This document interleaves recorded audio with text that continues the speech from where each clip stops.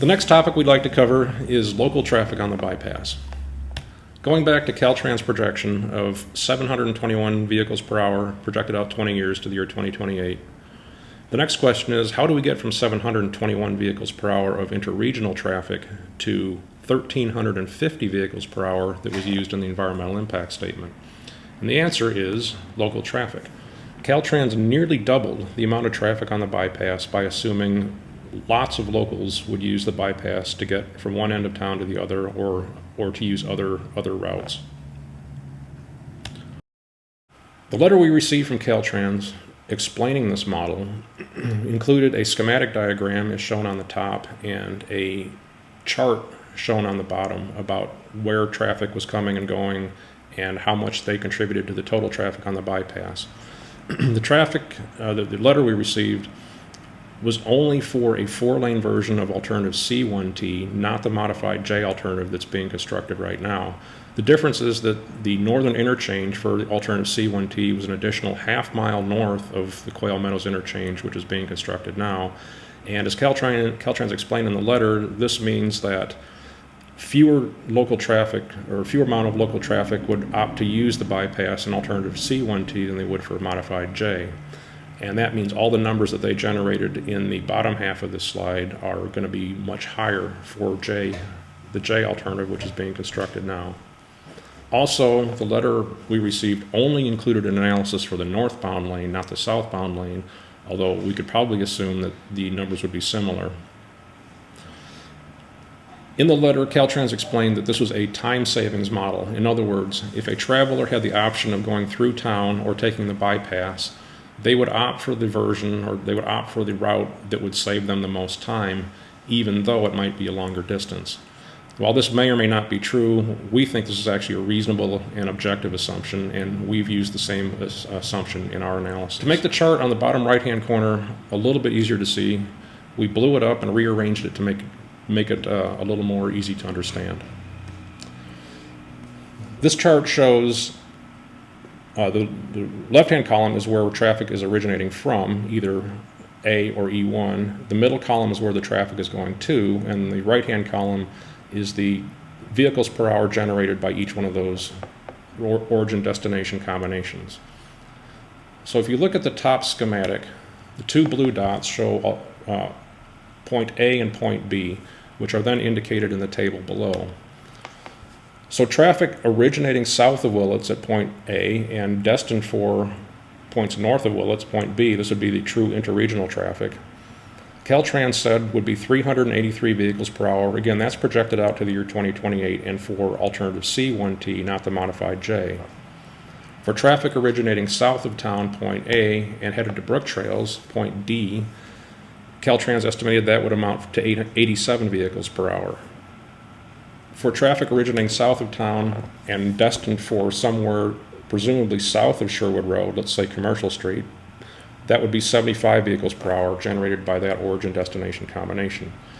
Caltrans also assumed, or calculated from their model, that a number of trips would be generated from people located in the south end of Willits. For example, people in the south end of Willits, point E1, headed towards points north of Willits, would generate 48 vehicles per hour. From a point south of Willits to Brook Trails would be 27 vehicles per hour, and from south of Willits, the south end of Willits, to let's say Commercial Street would be 30 vehicles per hour, for a total traffic of 650 vehicles per hour in the northbound lane projected out to year 2028 for alternative C1T. If you look at the schematic, these numbers don't perhaps look that unreasonable. However, if you plot these points out on a real live map of Willits, you can quickly see that the origin destinations that Caltrans studied make no sense at all. For example, point E1, which is what Caltrans said was the south end of Willits, is actually shown here at the Evergreen Village Shopping Center.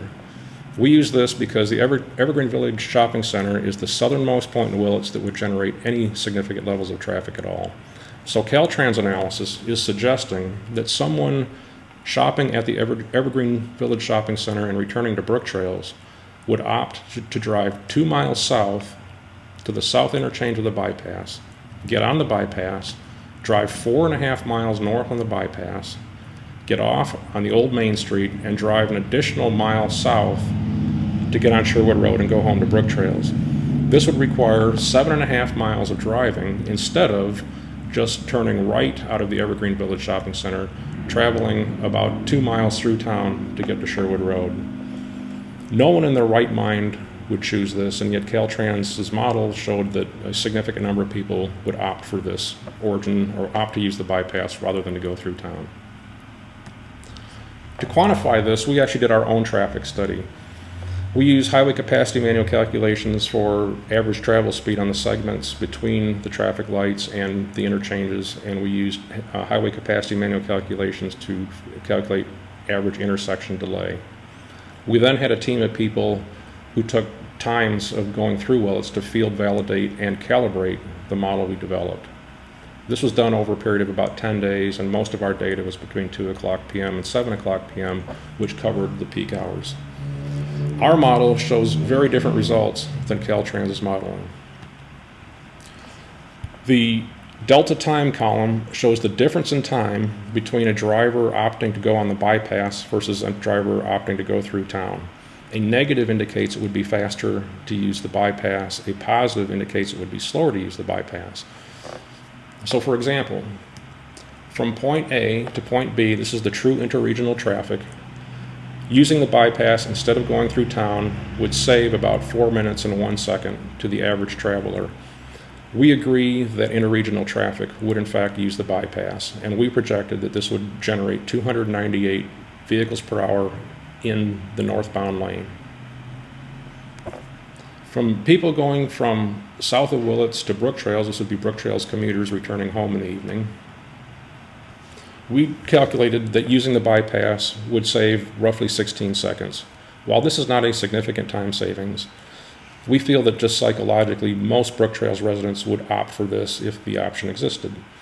And we think that 142 vehicles per hour would be generated from Brook Trails commuters rather than the 87 vehicles per hour that Caltrans was using.